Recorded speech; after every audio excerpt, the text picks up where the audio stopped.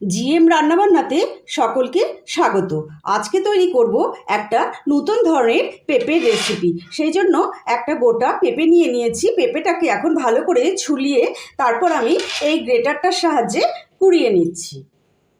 এদিকে একটা মিক্সি জারের মধ্যে নিয়ে নিয়েছি এক মুঠো ছোলার ডাল। ছোলার ডালটাকে ভালো করে ভিজিয়ে নিয়েছি ওয়ান নাইট।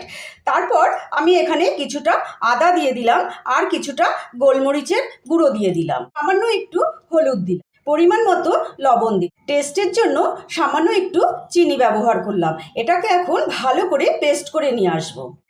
পেঁপে কুড়িয়ে সামান্য নুন দিয়ে চটকে নিয়েছিলাম যাতে পেঁপেটা খুব তাড়াতাড়ি মজে যায়।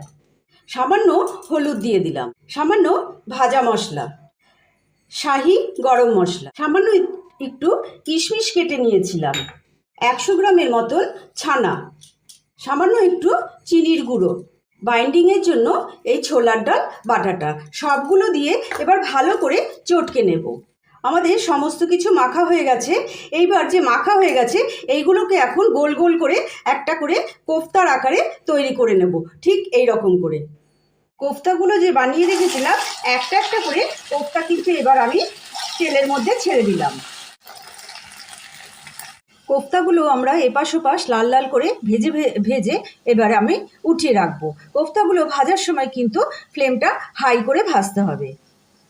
এই তেলের মধ্যেই আমি তেজপাতা আর সাদা জিরা ফোড়ন দিয়ে দিই, এলাচ, দারচিনি আর লবঙ্গ। ফোড়নের সুন্দর গন্ধ বেরিয়ে এসেছে, এই সময় দিয়ে দিলাম আমি একটা ছোট্ট টমেটোটা নরম হয়ে এসেছে, এই সময় দিয়ে দিলাম 1 চামচ আদা বাটা। সমস্ত মশলাই বেশ গলে এসেছে, তেল বেরিয়ে এসেছে।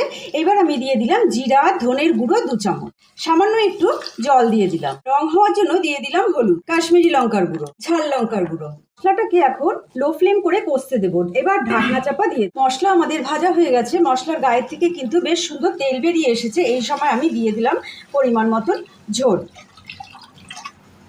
ঝোল আমাদের ফুটে এসেছে। এই সময় আমি দিয়ে দিলাম শাহি গরম মশলা, সামান্য একটু ভাজা মশলা। গ্যাসের আগুন কম করে দিয়ে 2 চামচের মতো দই দিয়ে দিলাম, 1/2 চামচ ঘি দিয়ে দিলাম। আমি কোফতাগুলোকে ছেড়ে দিলাম, একটা একটা করে কোফতা ছেড়ে সঙ্গে সঙ্গেই কিন্তু নামিয়ে ফেলবো, যেহেতু খুব গরম। যদি ভালো লাগে রেসিপিটি তাহলে অবশ্যই কিন্তু লাইক, শেয়ার, কমেন্ট, সাবস্ক্রাইব অবশ্যই কিন্তু করবেন।